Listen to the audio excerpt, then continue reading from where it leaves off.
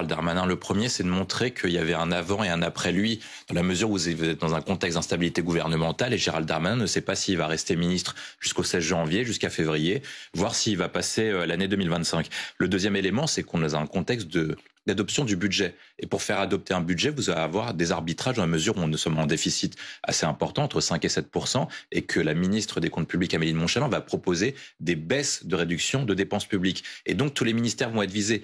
Si vous êtes présent, si vous êtes fort, si vous mettez à la tête de tous les Français que la justice est importante, en fait, ça va être compliqué pour Amélie de Montchalin d'expliquer aux Français, comme à François Bayrou, de dire on va baisser le budget du ministère de la Justice. Qui oserait baisser le budget du ministère de la Justice si Gérald Darmanin arrive à mettre dans toutes les têtes au début de l'année 2025 l'idée qu'il n'y a pas assez de magistrats, l'idée qu'il n'y a pas assez de greffiers, que les prisons sont dans un mauvais état et qu'il y a aussi un couple, dans la mesure où il forme un couple avec Bruno Retailleau, que pour assurer les missions du ministère de l'Intérieur, il faut quand même une justice qui soit efficiente et efficace. C'est son rôle dans ses déplacements et c'est pour ça qu'il fait autant de déplacements et qu'il marque autant l'actualité. Il a été très décrié. Donc, il est compliqué parce qu'il faut quand même le rappeler, le ministre de la Justice n'a pas tant de pouvoir de ça sur l'action de la justice parce qu'il y a une indépendance de la justice. Donc comment faire pour accompagner une politique pénale tout en n'interférant pas dans les décisions judiciaires, parce qu'il faut quand même le rappeler, il y a une individualisation des peines et que les juges sont quand même souverains, c'est eux qui rendent la justice au nom du peuple français. Le deuxième point, c'est que le seul moyen qu'il peut avoir en action pour rester cohérent et à la fois avec Bruno Retailleau et son passé de ministre de l'Intérieur, c'est de mener une sorte de continuité de la politique qu'il a menée. Comment vous faites pour mener une continuité de la politique qu'il a menée? Vous reprenez les déclarations qu'il a menées lorsqu'il était place Beauvau, il avait dit que le problème, il était revenu dessus, mais il a dit que le problème de la police, c'était qu'en gros, les policiers attrapent les délinquants et que la justice les relâche. Et notamment lorsqu'il avait repris les déclarations du syndicat Police Alliance. Il était revenu dessus en disant que le problème essentiel, c'était les moyens de la justice. Pourquoi est-ce que vous avez un problème des moyens de la justice? Quand vous comparez, la France dépense et prélève plus que l'Allemagne, mais la France par habitant dépense 77,50 € par habitant pour la justice, alors que l'Allemagne dépense 136,50 €.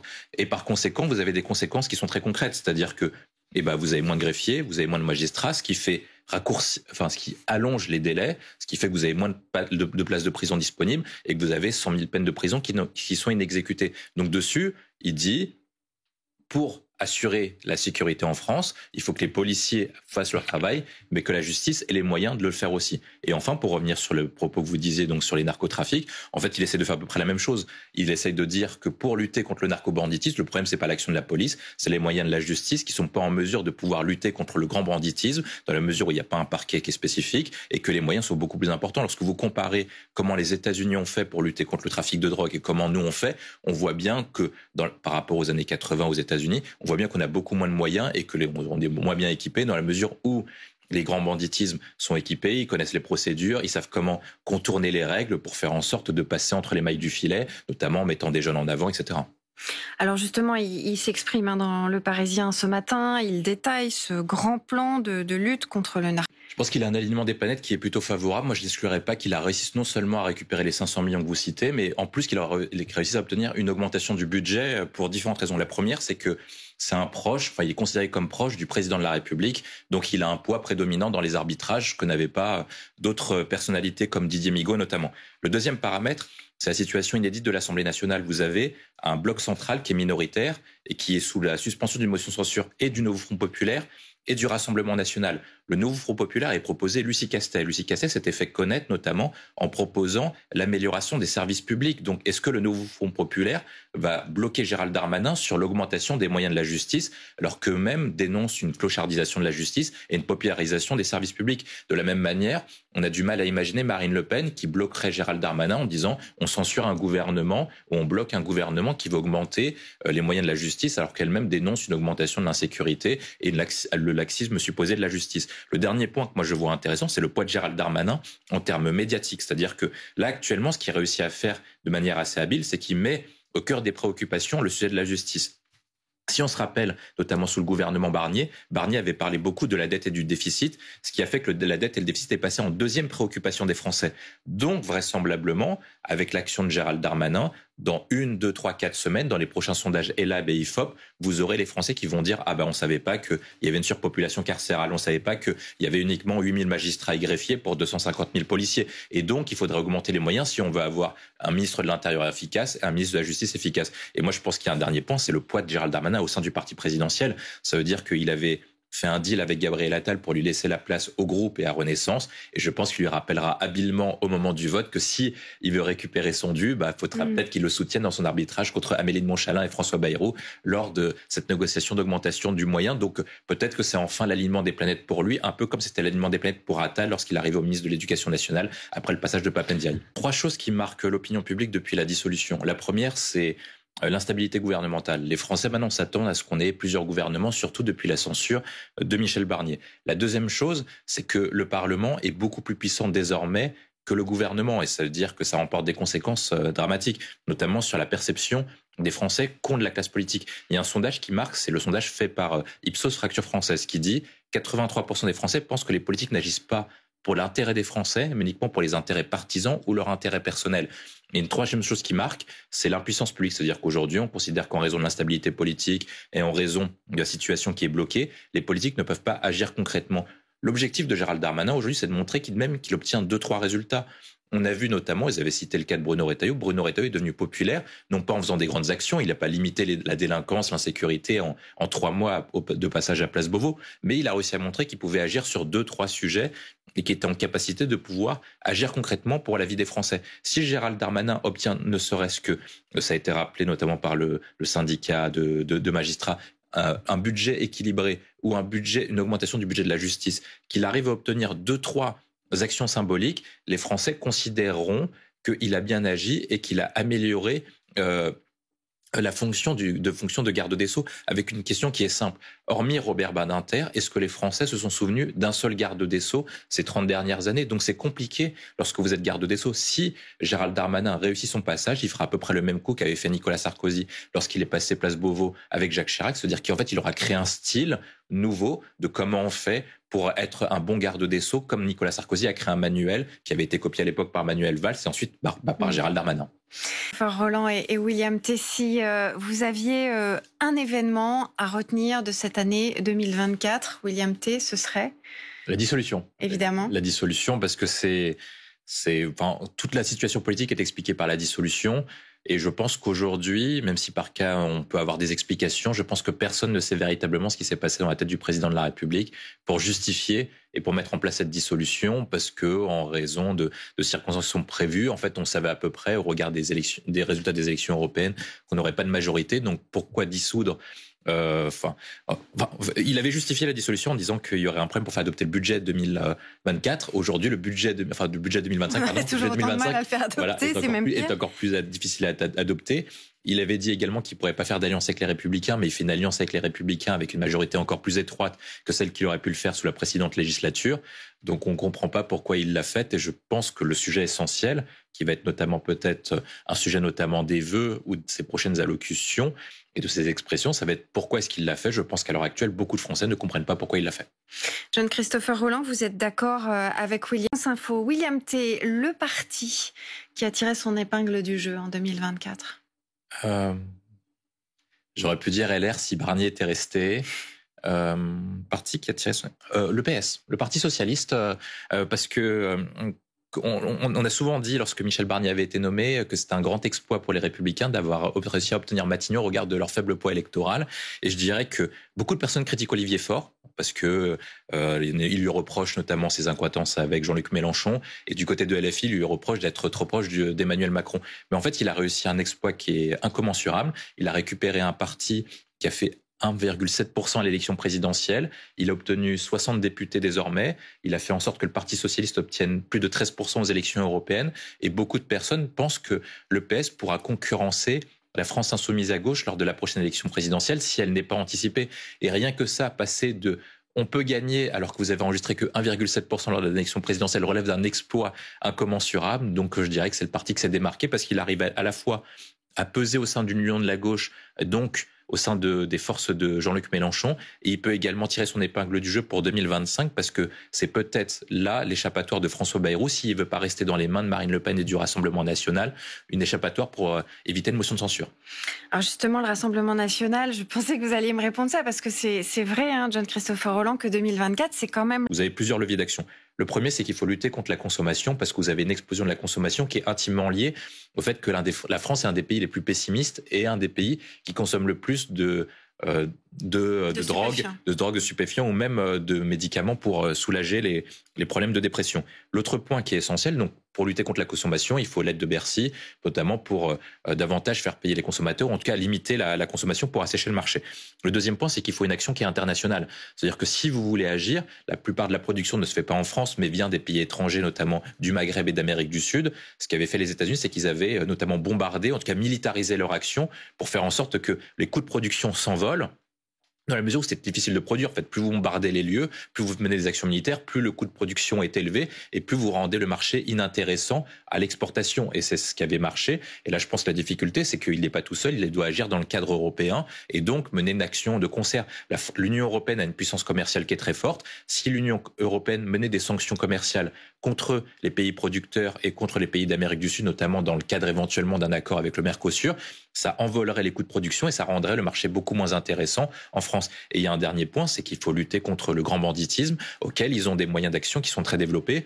Je dirais pas qu'ils ont une direction juridique, mais en tout cas, ils connaissent parfaitement le cadre de la loi et comment échapper et comment faire fonctionner un business, même lorsque vous êtes en prison. En fait, ce que raconte l'ensemble des agents pénitentiaires ou ce que racontent les personnes qui travaillent sur ce dossier-là, c'est que même si vous emprisonnez les têtes pensantes ou 1, 2, 3 têtes pensantes du grand banditisme sur le narcotrafic, ils arrivent à organiser le trafic depuis leur prison et sinon ils ont beaucoup de relais et beaucoup de successions pour faire en sorte que le marché puisse continuer à tourner. Pourquoi ? Parce que le marché rapporte beaucoup d'argent, fait vivre beaucoup de personnes et beaucoup de personnes le trouvent attractif parce que pour beaucoup de gens qui sont dedans, ils permettent de gagner en 2-3 jours ce que leurs parents gagnaient en 1 mois, voire en beaucoup plus longtemps. Donc tant que le marché sera attractif, tant qu'il y aura des possibilités et des débouchés, le narcotrafic continuera et c'est pas un ministre de l'Intérieur ou un ministre de la Justice qui réussira, c'est qu'il faut un bon ministre des Affaires étrangères, un bon ministre de la Justice, un bon ministre de l'Intérieur et un bon ministre de l'Économie. John Christopher et puis qui est devenu LR, mais il est devenu ministre avec Emmanuel Macron. Or, ce qui caractérise la Macronie, qui avait bâti ce qu'on appelle le cercle de la raison selon Alain, c'est-à-dire prendre entre guillemets les meilleurs de la gauche et les meilleurs de la droite, c'était que c'était des profils qui étaient plutôt techniques. On se rappelait notamment qu'il y avait beaucoup de ce qu'on appelait de technocrates et que Gérald Darmanin était singulier parce qu'il était élu local, élu d'un quartier populaire de Tourcoing et qui voulait se démarquer à l'époque de ses collègues du parti présidentiel en disant à la différence des gens qui font, je crois qu'il appelait ça les tableaux Excel, moi je suis sur le terrain au contact des gens pour faire le lien entre les Français et le président de la République et c'est ce qui lui avait permis d'être populaire et de se rapprocher du président de la République. Ensuite, après, Gérald Darmanin, ça a également un autre modèle, c'est celui de Nicolas Sarkozy. Il a été directeur de campagne de Nicolas Sarkozy, je crois, lors de la primaire de 2016, lorsque l'ancien président a voulu revenir pour se représenter à la présidence de la République, et il a appris les méthodes de son ancien mentor. Quelles sont ces méthodes ? C'est de marquer l'actualité médiatique, de marquer le terrain pour montrer à la fois qu'on est présent, et surtout, je pense que le sujet, c'est de faire émerger le thème sur lequel vous exprimez ou le thème sur lequel vous vous déplacez comme une préoccupation principale. Avec un exemple qui est plutôt marquant, c'est-à-dire que la justice, qui était plutôt oubliée lors du dernier gouvernement, lorsque Didier Migaud était titulaire du poste, hormis sur des oppositions avec Bruno Retailleau, émerge de nouveau comme un sujet de préoccupation. Notamment, on voit que la justice est à un budget faible par rapport à d'autres pays comme nos voisins, notamment l'Allemagne, et on voit bien l'état des prisons alors qu'on a oublié le sujet, notamment depuis quelques mois et quelques temps. Nécessaire sur le moment, mais ce qui énerve là, c'est que depuis, ils ont le sentiment, les Mahorais, que rien ne s'est passé. François Bayrou va devoir se démarquer du président, à la fois sur la forme et sur le fond, à partir de demain. Oui, parce que il y a des questions de phase. Lorsque vous avez une crise, vous avez une première phase qui est celle du recueillement et celle d'accompagner les personnes dans leur détresse et dans leurs difficultés. Il faut quand même rappeler, moi, avec les personnes avec qui j'ai changé de Mayotte, ils me disaient qu'ils avaient plus de maison, enfin, ils avaient tout perdu et que désormais, même prendre une douche était désormais un luxe pour une grande partie de la population. Donc, vous êtes obligé d'accompagner. Ensuite, après, une fois que vous êtes passé cette étape-là, des besoins précis arrivent. Comment faire pour avoir de l'eau potable ? Comment faire pour reloger une grande partie de la population ? Et comment faire pour régler les différents problèmes à court terme ?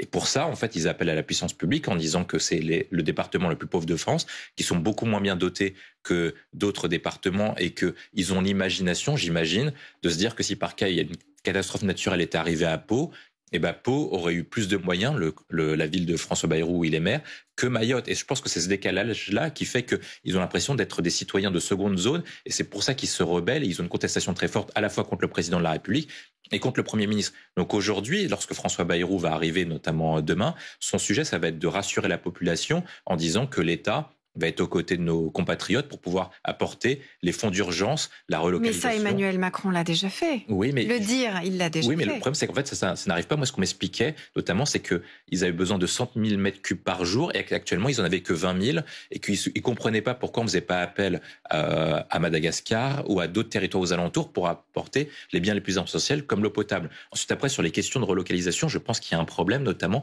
c'est les questions d'assurance. C'est-à-dire que j'ai à peu près compris qu'en fait, il y a à peu près que 20% des biens qui allaient être couverts et assurés et qu'ils avaient besoin davantage de garanties de l'État pour reconstruire les 80% restants et surtout reloger dans l'immédiat le restant de la population. Donc ça va être tous ces sujets-là auxquels ils attendent des garanties du Premier ministre qui, même si est à court terme, espère notamment lors de l'adoption de la loi spéciale qui pourra prendre des mesures, notamment pour débloquer des fonds d'urgence et pour accélérer les processus de reconstruction sur le même modèle de ce qu'on a connu à Notre-Dame pour pouvoir débloquer la situation le plus rapidement possible.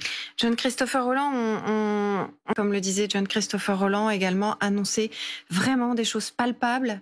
La première chose, c'est je pense que le déplacement d'Emmanuel Macron est en 2 étapes. La première, c'est qu'il avait réussi, la première partie. La deuxième partie, c'est qu'il est resté trop longtemps et que une grande partie des Mahorais avaient l'impression non pas qu'il venait apporter de l'aide aux habitants de l'île, mais qui venait uniquement pour sa propre communication personnelle. Il y a eu cette séquence aussi où il a perdu un petit peu son sang-froid. Exactement, il a perdu. Mais en fait, je pense qu'une grande partie s'est dit, en fait, il est là, c'est ce qu'a dit par le représentant du collectif, qu'il est là uniquement pour sa propre communication que pour assurer la continuité et les services publics sur l'île. François Bayrou doit faire exactement l'inverse, c'est-à-dire qu'il doit montrer qu'il n'est pas là uniquement pour assouvir ses propres intérêts, pour remonter sa cote de popularité ou pour répondre à des polémiques qui sont passées précédemment, mais qu'il est là pour l'intérêt des habitants de l'île. Et je pense que c'est pour ça qu'ils viennent à plusieurs, pour diluer la responsabilité et surtout apporter concrètement des réponses en termes d'éducation, de santé, et avec le ministre également des Outre-mer et également celui qui est chargé des partenariats internationaux, l'ancien sénateur de Mayotte. Donc c'est montrer qu'ils sont là concrètement pour apporter des résultats. L'autre point aussi, ça va être la phase de l'écoute. Parce que notamment une grande partie des habitants de l'île, est ce que François Bayrou dit,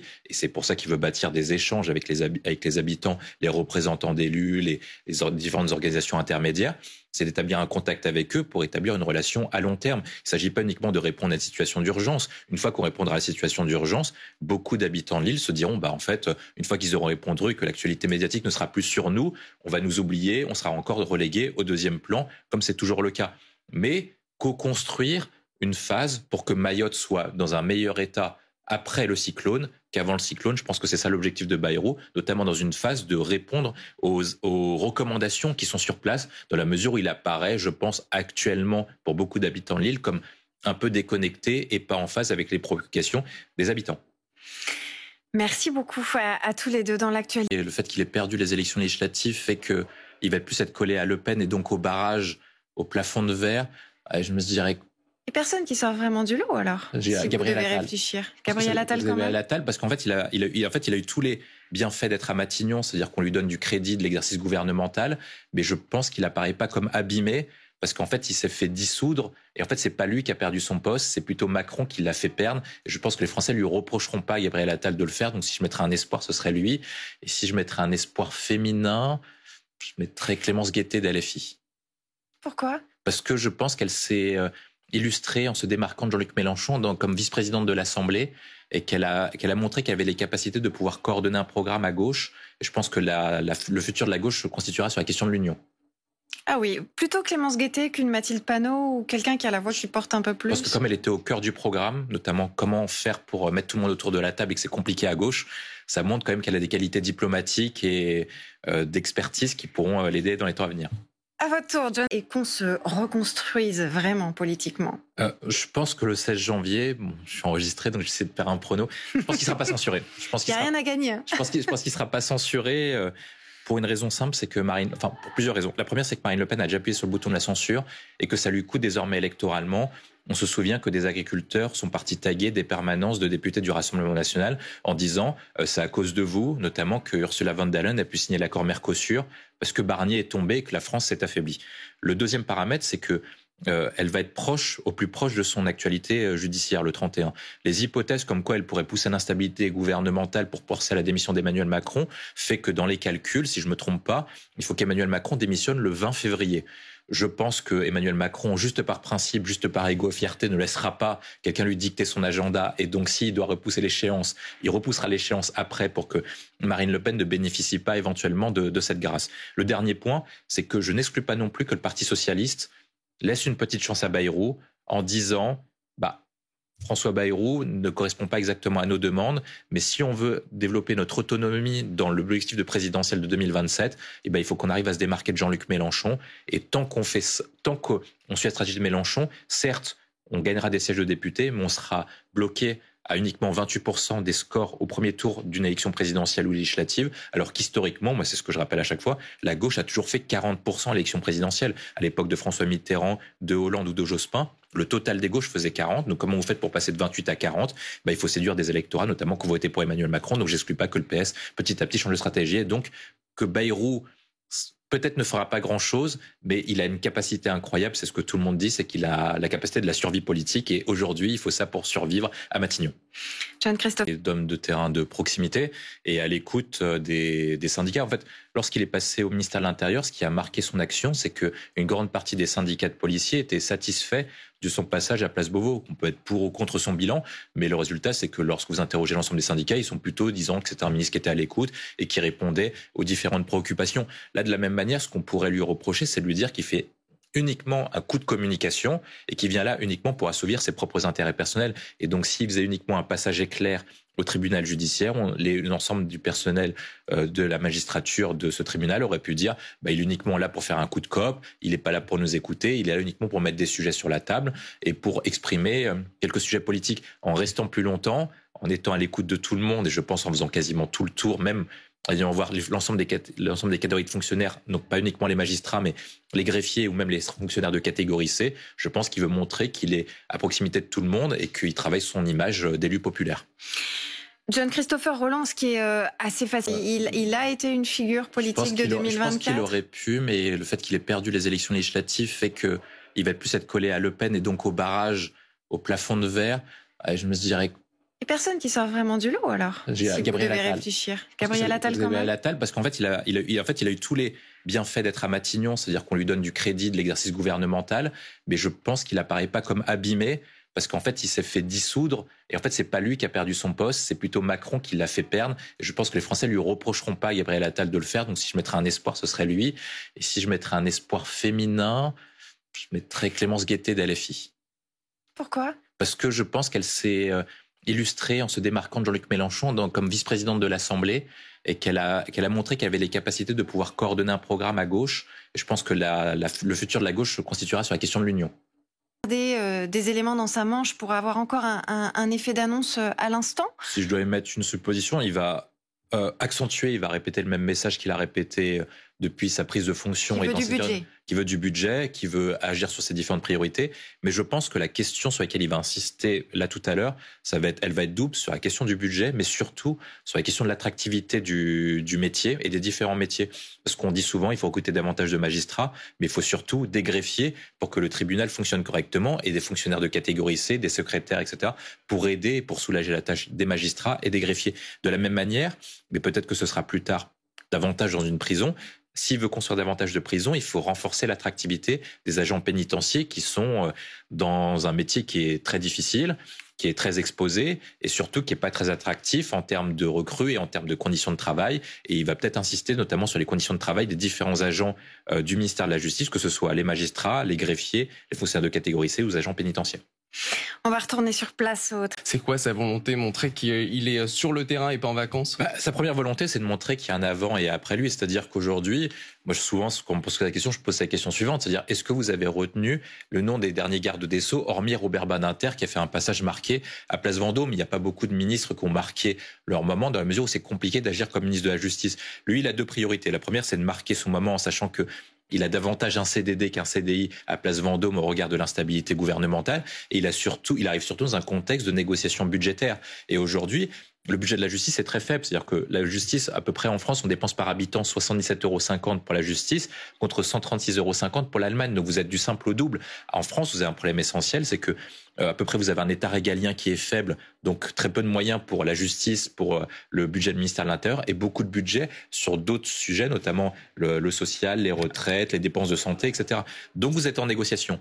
Ce que va faire Gérald Darmanin, c'est de dire « Regardez, je suis présent, je suis populaire. Est-ce qu'aujourd'hui, avec mon action, un Français est contre augmenter le nombre de places de prison au regard du fait qu'il y ait 100 000 peines inexécutées? Est-ce qu'un Français est contre, notamment soulager les 8 000 magistrats et greffiers pour aider les 250 000 forces de l'ordre et pour faire appliquer les peines de justice? Ça va être tout ça qui va être pris en compte et il va arriver devant François Bayrou et devant Amélie de Montchalin en disant « Regardez, la justice et les moyens de justice sont passés en tête de préoccupation des Français, donc donnez-moi mon argent, sinon vous allez vous rendre impopulaire à l'Assemblée nationale et auprès des Français. » Sa marque de garde des Sceaux, il a dit il veut qu'il y ait un avant-après Place Vendôme. Oui, en fait, l'objectif pour lui, c'est de marquer son passage aussi bien sur le fond que sur la forme. Sur la forme, on voit bien qu'il diffère de son prédécesseur Didier Migaud qui faisait moins de déplacements, marquait moins l'actualité médiatique. Et Gérald Darmanin, un peu comme sur son passage Place Beauvau et en s'inspirant de Nicolas Sarkozy, veut marquer l'actualité médiatique des actualités judiciaires et des problématiques du ministère de la Justice. Ensuite, après, il veut changer la problématique sur le fond, notamment, et ça a été rappelé par votre journaliste, sur la question du budget,